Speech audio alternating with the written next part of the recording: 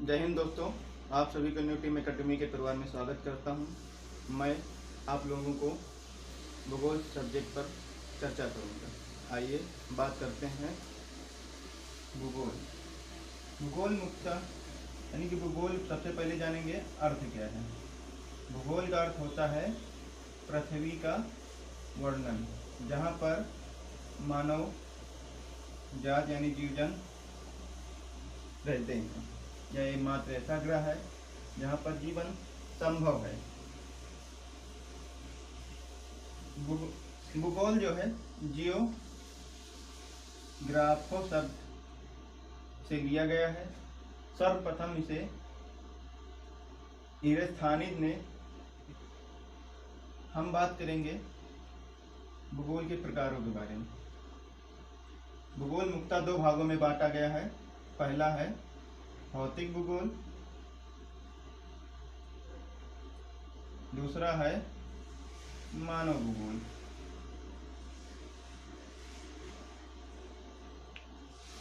हम बात करेंगे भूगोल के जनकों के बारे में, यानी कि इनसे जो संबंधित जो जनक हैं उन पर हम बात करेंगे, जो प्रश्नों में पूछा जाता है। तो भूगोल के जनक जो हैं हिकेटियस हैं। हिकेटियस नामक वैज्ञानिक हैं। भूगोल के आधुनिक जो है जनक अलेक्जेंडर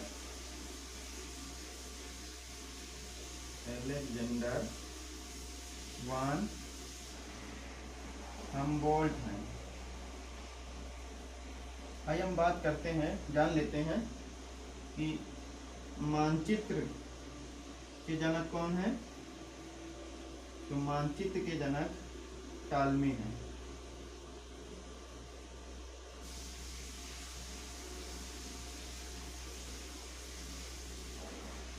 ये सब ऐसे एक नज़र में देख लेते हैं भौतिक और मानव भूगोल के जनक। तो भौतिक भूगोल के जनक जो है पॉलीडोनियस हैं।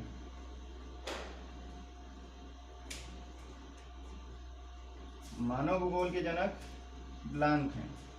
ये सब महत्वपूर्ण तथ्य हैं जो प्रश्न में पूछे जाते हैं। इसके बाद हमारा अगला टॉपिक होगा ब्रह्मांड।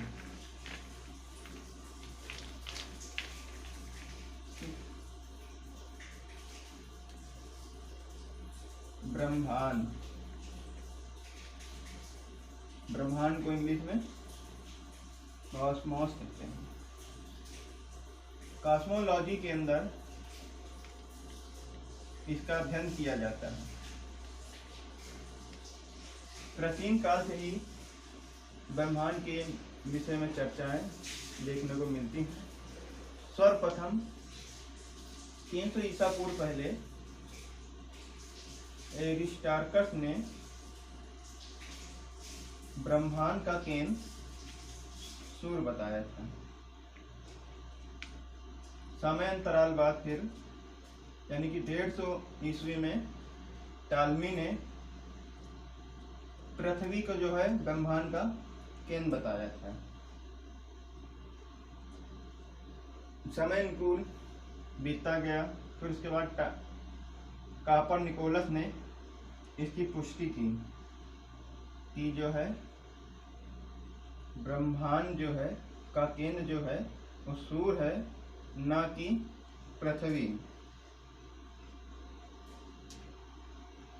तो जो ये मान रहा है।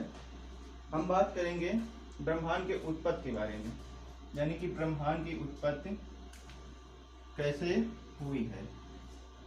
तो ब्रह्मांड के उत्पत्ति के बारे में बहुत सारे वैज्ञानिकों ने अपने अपने मत दिए, जिसमें से सर्वमान्य महाविस्फोटक सिद्धांत रहा है।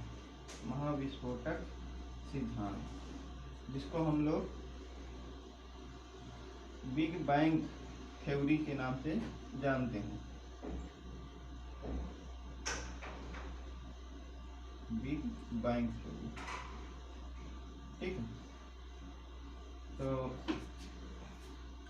ये सिद्धांत सर्वप्रथम आइंस्टीन के सापेक्षता के सिद्धांत पर दिया गया था, जिसको रूसी के वैज्ञानिक अलेक्जेंडर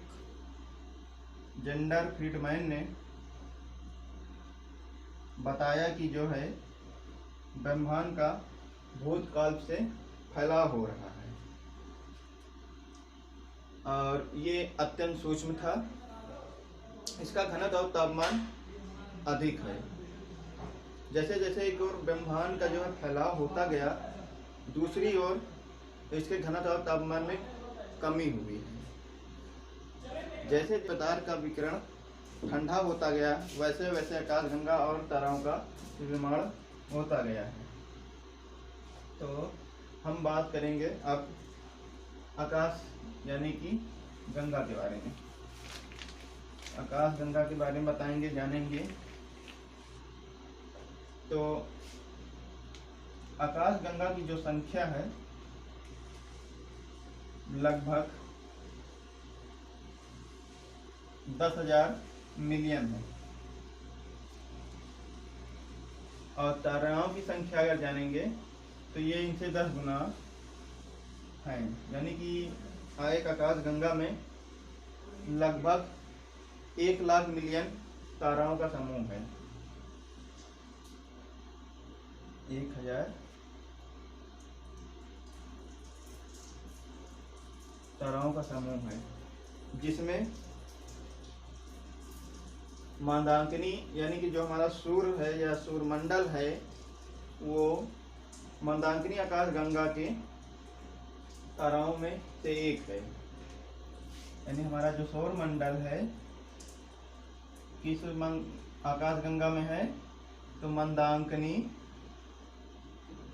आकाश गंगा में है।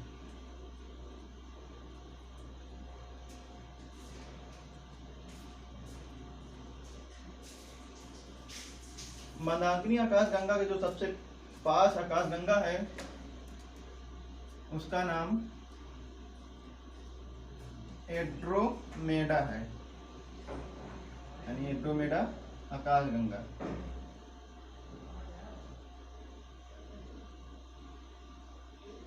मंदाकिनी आकाश गंगा को हम लोग दुग्ध मेघला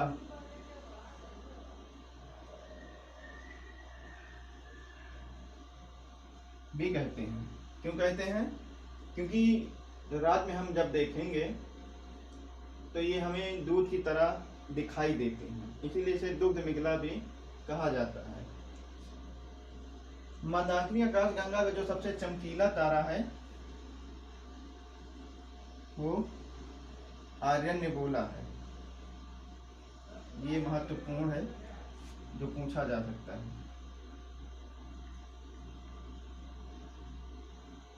अगर बात करें सूर्य की, तो सूर्य के जो सबसे पास तारा है वो है, सूर्य के पास तारा प्रक्सिमा सेंचुरी। ये सूर्य के सबसे पास है, यानी कि 4.3 प्रकाश वर्ष है।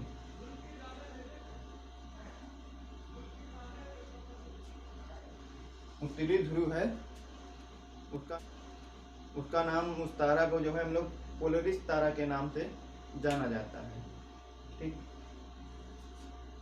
तो हम बात करेंगे अगली टॉपिक में ताराओं के बारे में। कुछ महत्वपूर्ण है जो प्रश्न के अनुरूप महत्वपूर्ण है। ठीक है, तब तक के लिए जय हिंद।